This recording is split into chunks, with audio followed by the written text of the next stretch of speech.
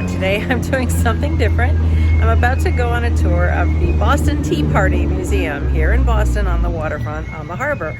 The harbor where the tea was thrown in the water that started the revolution. You can see the sign up there, Boston Tea Party Museum. So I'm about to go in.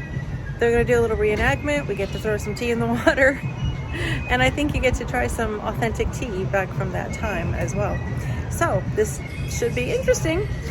And I invite you to come along. Now there are two different ships here that are supposed to be recreations of the kind of ships that there were back then, the kind of ships that the tea was thrown off of. So back there we can see one. And then on the other side of the building is another one, but I think they look pretty much the same.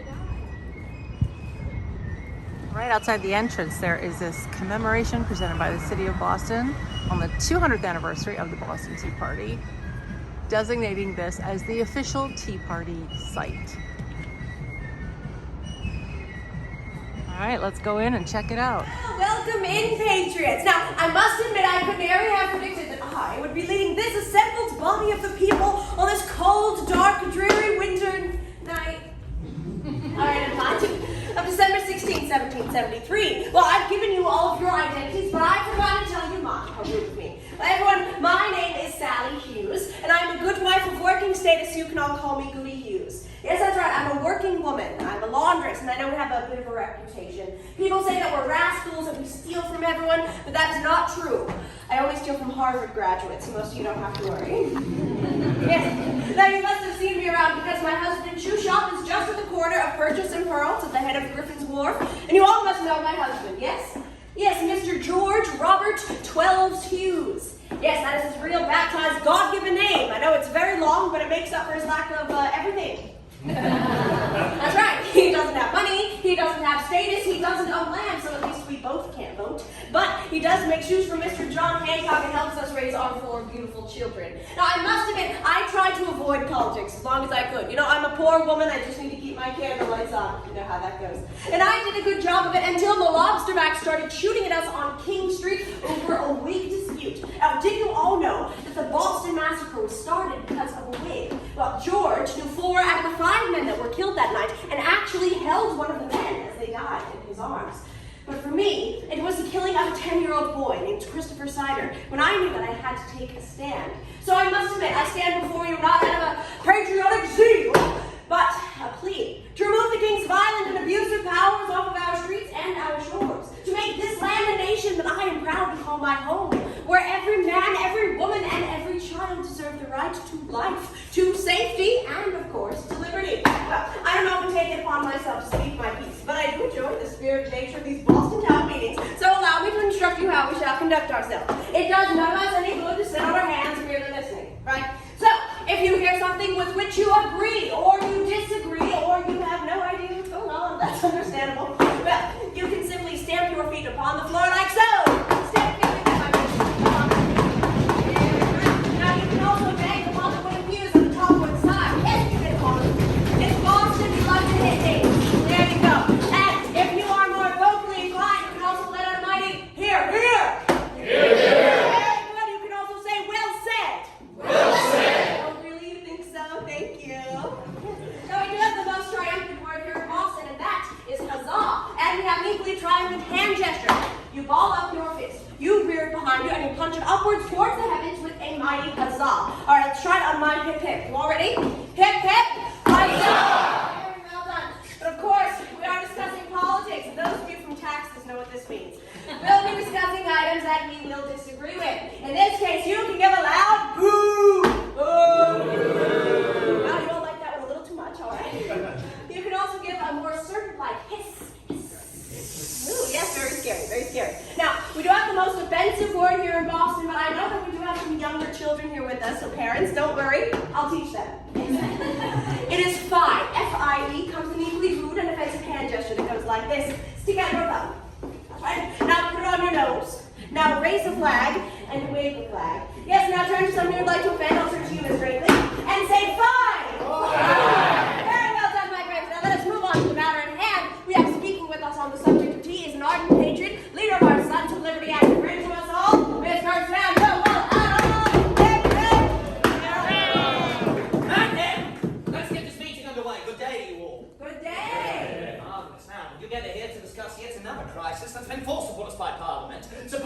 on behalf of our monarch, King George the Third. Now see, out in the harbour currently lies 3 vessels. That's the Eleanor, the Dartmouth, and the Brig Beaver. Their hulls are fit to bursting with a combined total of 340 crates of East India Company tea. Now, under our laws, each of these vessels has but 20 days after arrival to offload their cargoes, so that we have time to pay the duty or the tax that is owed upon them. Now, tomorrow marks the 20th day after the arrival of that ship, the Dartmouth, making this assembled body of the people that much more important. For this marks our final chance to effect these events in our favour. Now, earlier this day, it was requested of the ship's owner, a man by the name of Francis Roach, that word should be obtained from our esteemed Royal Governor, Mr. Thomas Hutchinson. Fire the coward indeed, for he's a man who betrayed the cause of the people many years ago. And yet, curiously, he does seem to be the only one that can allow these 3 ships passage back to England without offloading their cargoes. Now, Mr. Roach left us several hours ago. Oh, yes. We do anxiously await his return, and we cling to the hope that the governor might still listen to reason. But say he does not. Say that tea is indeed landed. Well, then it will be us, the good people here in Boston, forced to pay this unjust tax on tea. Now, as we can all recall, this is far from the first time that Parliament has sent forth taxes upon us, and even more importantly, without our consent. As it was only 8 short years ago, 1765, when Lord Grenville saw fit not only to tax our letters, our newspapers, but all of our printed documents under those stamp backs. Now, many of us were outraged, but I'm not the only one to be outspoken on these issues. Mr. Thomas Porter said you always have been vocal, so what do you have to say on the stamp backs? Yes, hear, my good man. Yes. Parliament not only taxed our paper and ink, they even taxed our playing cards and dice. Thank you very much for your testimony. You're just as angry as you were 8 years ago, sir. Now, we were told that we were given such taxes, supposedly because we owed a debt, one they said that we incurred over the course of the French and Indian War. But is this not a debt that we paid forward tenfold? Aye, but was it not our fathers, our brothers, many of us in this room who fought alongside the King's army during that very conflict? So I say, if there was ever a debt to be repaid, it's been paid for already with blood, and at that good New England time. However, blood is another price that we know far too well here in town. Lest we forget, those 5 innocent Bostonians gunned down on King Street in March of 1770, massacred by the very British regulars sent here to protect our streets. And what an excellent job they appear to have done at that. Now granted, it was my own cousin John Adams that gave those soldiers a fair trial. So the entirety of the 29th Regiment, they were recalled back to England thereafter. But the recall of 1 regiment alone, that's not enough. I say that nothing short but a total evacuation of this town by way of all of those bloody black troops. That alone will be enough to satisfy the public mind or to preserve our peace. But our cries loud, valiant as they may be, they fall upon deaf ears to those within Parliament. For even after the repeal of the Stamp Act, at the behest of our king, those greedy ministers next saw fit to pinch our pewter candlesticks. They taxed our glass, paints, lead, tea, all of which done under the name of a man that we thought to be our friend within Parliament. But how wrong we were to trust in the supposedly good name of Lord Charles Townsend. Aye, Townsend as well. Now, Mr. Porter, your anger has been echoed by others in these halls, none more so than by you, Mr. Brewer. Now, I did hear that your house needed new windows, but with the tax on glass, how did you pay for them, sir? I did not pay for them. I was forced to choose between new windows and putting food in my family's belly. My sincerest condolences, Mr. Brewer. Your family must be famished. I can hear their stomachs from here. Now, friends, it was in responses to outrages such as these that the merchants here in Boston, now we all banded together. We signed non-importation agreements, and these stated that we would not buy nor sell any of these unjustly taxed goods. Meanwhile, many of the women here in town are very young daughters of liberty. They would join in with non-consumption agreements, promising that none of these English goods would so much as enter their patriot bills. And thus, it was through your united efforts and your united resolve that we, the people, we have full spelling of these towns and duties to be repealed. But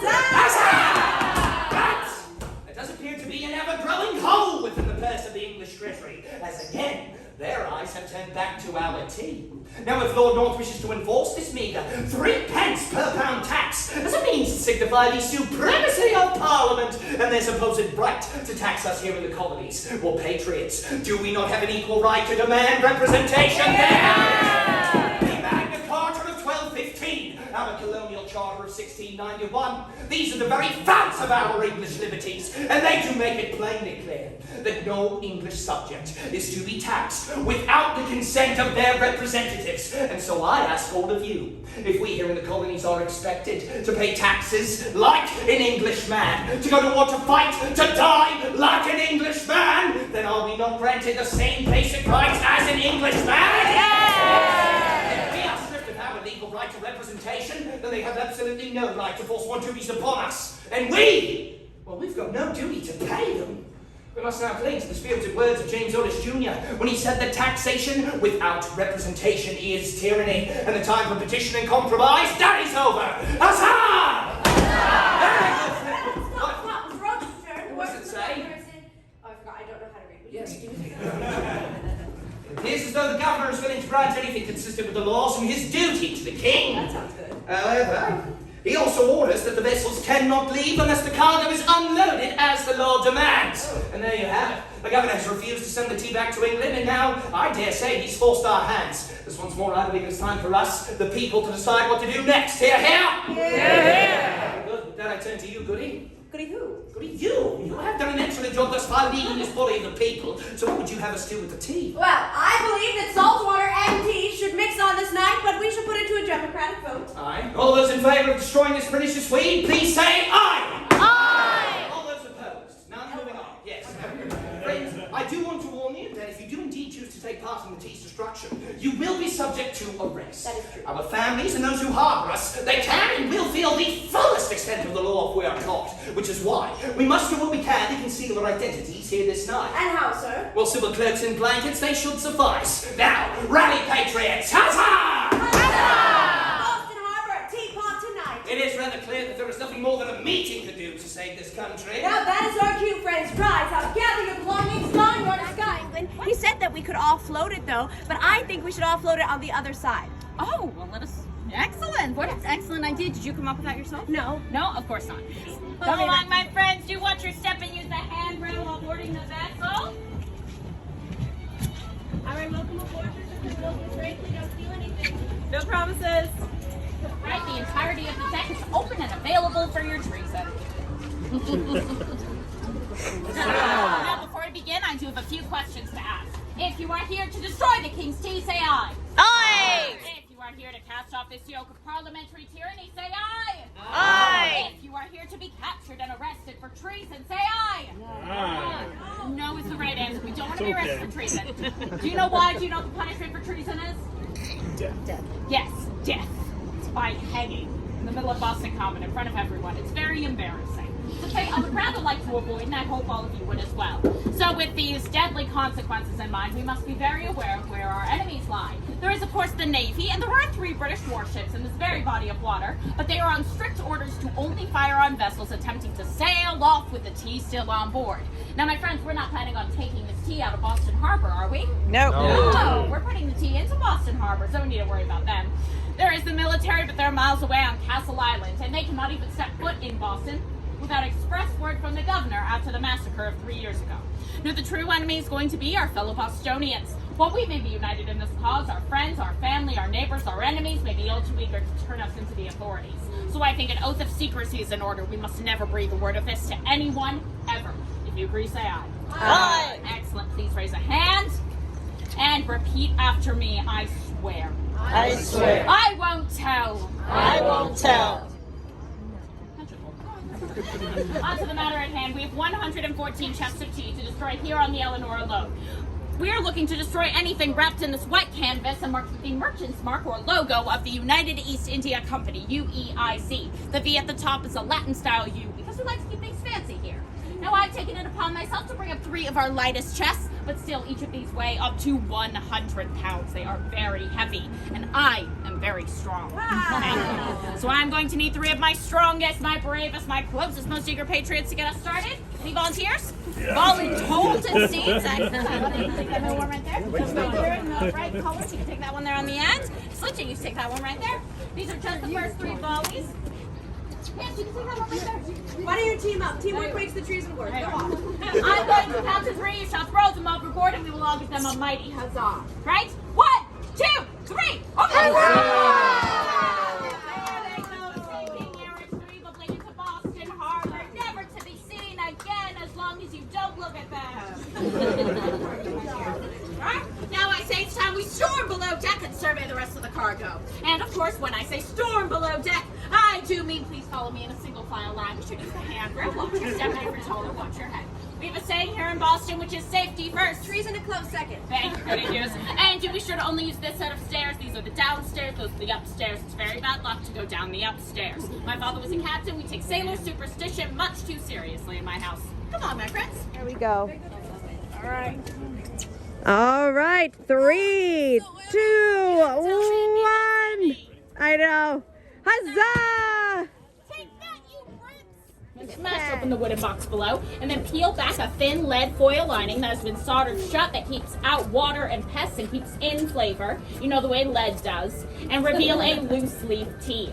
Loose leaf, no bags, no bricks. But it is very densely packed. There will be more work cut out for us. We must use whatever we have on hand to break up the tea so that all of the tea can be separated from all of the chests before going overboard. We want no tea to be salvageable the next morning.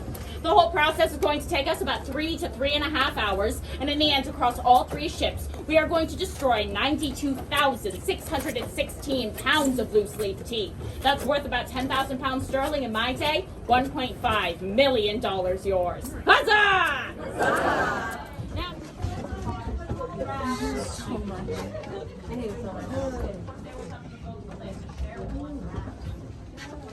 So jump scared. After you destroy your tea, go ahead and try your hand at the ship's wheel. That'll be at the front of the ship and back of the ship. Very good. Wonderful opportunity to try to be a captain. After you destroy your tea, you try your hand at the ship's wheel right over there. Very well done, criminals. Make sure you all destroy your tea. All right, make sure someone blackmails you doing it. If you need a family portrait destroying tea, I'm happy to do it. Oh, and do make sure you haul the tea chests up after you destroy them. There we go. Or make Look at all that tea. On those roads?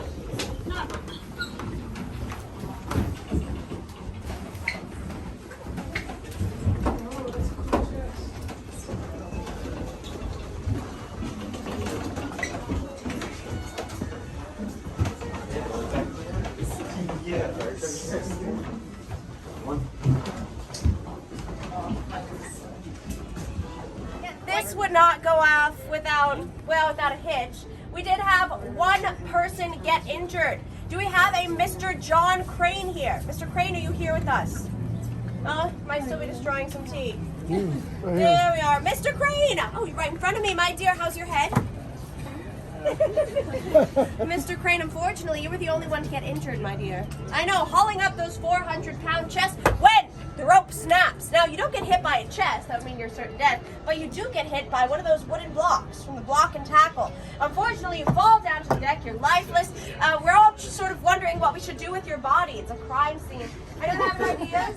Overboard. Throw him overboard. No. I don't know what you do in Australia, but you can't do it here. All right? No, he would also link us to the crime if we threw him overboard. So what we do is we hide your body in a carpentry shop where you work, and it'll look like a worker's accident. Good enough for me. All right. So the next morning we go and discover your dead body, but we realize that it's not quite dead. You were just knocked unconscious. And so you wake up with no memory of the event whatsoever, which is the best alibi of all. Now there's one person that wishes he forgot. That was Mr. Francis Akeley, right over there. Mr. Akeley. Now, Mr. Akeley, how long do you think you wait until you start bragging about destroying tea? Oh, like 2 seconds. That's right. It would be 3 days. You don't even make it a week, and then you find yourself in a tavern on a Monday. It's tough to be unemployed. Go to the tavern on a Monday, start bragging about destroying tea to anyone who will listen. Now, anyone who will listen includes 2 British customs officials. Now, they take you to jail, but this is your 5th time there. You know your rights. It's easy. You have a lawyer. Your lawyer says that you need 2 key eyewitnesses to come forward and say that they saw you, and then you would be tried and hanged for treason. So now I'm going to come to all of you. Any of you see Mr. Akeley destroying tea? No. No, you weren't there, right? No. So then, Mr. Akeley, you are the only one arrested, and then the only one acquitted. Huzzah!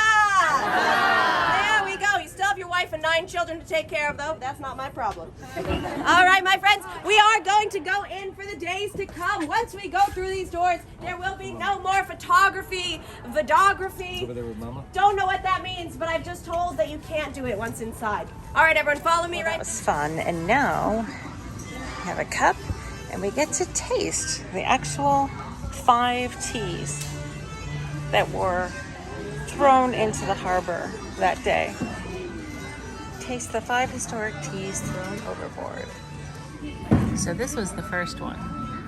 It's a Chinese green tea. It's kind of crazy to think I'm having tea that, you know, was the kind that they had back then. But I'm gonna give it a go.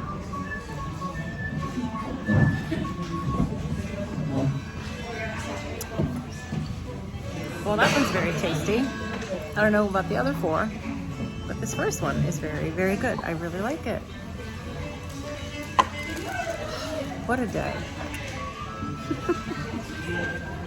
Like walking back in time. I'm gonna keep going here, but number one is a hit.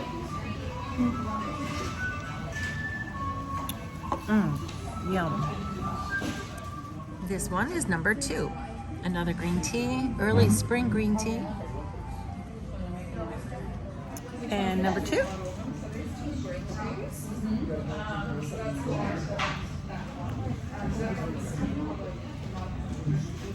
It doesn't taste that much different. It's still very good. This is fun. I've never done a tea tasting before. Next, we're gonna try number 3. Bohea became the common name for for tea throughout Europe and the American colonies in the 17th and 18th century. Came from China, so we're gonna give number 3 a try next. This one looks a little darker than the other 2. The other 2 were much lighter, so we'll see how this one tastes. Number 3.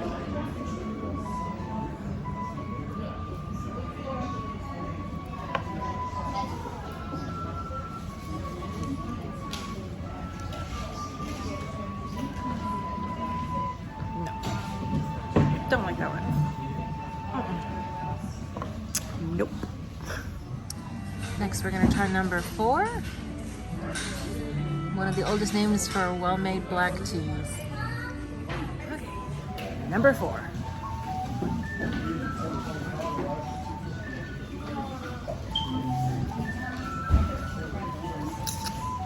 It's better, but I like 1 and 2 the best so far. Number 3, I can see why they threw that overboard. Oof. And finally, number 5, classic black tea from the mountains of Fujian. Distinctive smoky aroma. We'll have to give that a try. And number 5, I don't know about this one. Smoky, I don't know if I like smoky tea.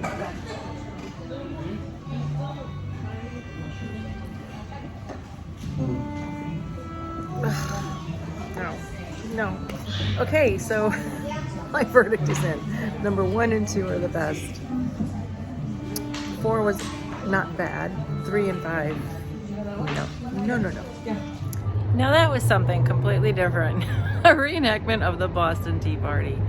Right down to the teas that they threw overboard. Wasn't expecting that. I'm gonna have to make my way into the gift shop and get some of that first one that I thought was pretty good. Or the second.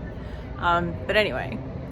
I hope you enjoyed this little video, this little trip in Boston. You can come to the Boston Tea Party Museum at any time if you're in Boston, but if not, if you can't get there, I brought the tea party to you. So This is absolutely crazy to be standing right over the water where that happened, where the tea was thrown in the water. I'm just kind of letting that soak in for a second. It wasn't in the water immediately behind me where the boats are. I'm going to turn the camera on and show you exactly where it was. It's just down there a little bit. But the bravery of these people that fought for our freedom, it is definitely not lost on me after walking around some of these sites in Boston. So thank goodness for those brave souls. So the actual spot, the actual physical spot of Griffith Harbor where the tea was thrown in the water was kind of right between that white building on the left and the red building on the right. There's a little alleyway between them. Apparently there's a plaque there commemorating it. So right there is where the tea was thrown in the water. And you know, the museum's right here. So it's pretty darn close to the actual spot.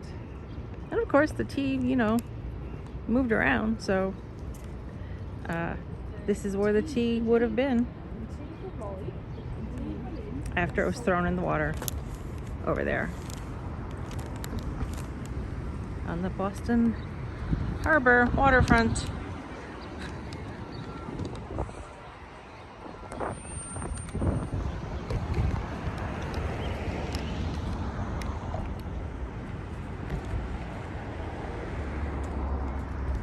Okay, so there is the museum. I just kind of walked across the bridge and walked across this area here. Turned the corner. And here it is. Here is this plaque commemorating that here formerly stood Griffin's Wharf, at which laid moored on December 16th, 1773. Noisy motorcycle. 3 British ships with cargoes of tea to defeat King George's trivial but tyrannical tax of 3 pence a pound. About 90 citizens of Boston, partly disguised as Indians, boarded the ships. They were committing a crime, as they explained in the reenactment, so they tried to disguise themselves because they didn't want to be caught and penalized. They threw the cargo's 342 chests in all into the sea and made the world ring with the patriotic exploit of the Boston Tea Party. Now, they did actually have in the museum one of the original crates that contained the tea. One of them. Most of them, once they hit the water, they got all broken up and they were floating up on different parts of shore. You know, a piece of wood here, a piece of wood there. But one remained intact. And they said it was retrieved from the water by, I'm bad at this, Robinson was the last name, and he took it home and hid it until the revolution was over, knowing that he had something precious. And then it was passed down within his family from generation to generation, and now it's on display in the Boston Tea Party Museum under glass, and we weren't allowed to photograph it or videograph it. Is that a word? Videograph? We weren't allowed to record it. But it was something to see. This old crate under glass with a light on it being preserved. So there you have it. This is the actual spot. This little deck I'm standing on now. This is basically where Griffin's Wharf was. And this is where the tea would have entered the water. I've heard every joke. I've heard it was the first time we learned the phrase iced tea, you know, because this happened in December, but this is where it happened. So again, I'm not really like a huge history buff. I would not say that about myself, but I find something about this is fascinating. The whole give me liberty or give me death. They were willing to sacrifice it all for our freedom. So that's pretty spectacular. Anyway, I hope you enjoyed this video on the Boston Tea Party Museum. Definitely something different. And until next time, take care, be well, and I'll see you soon. Bye.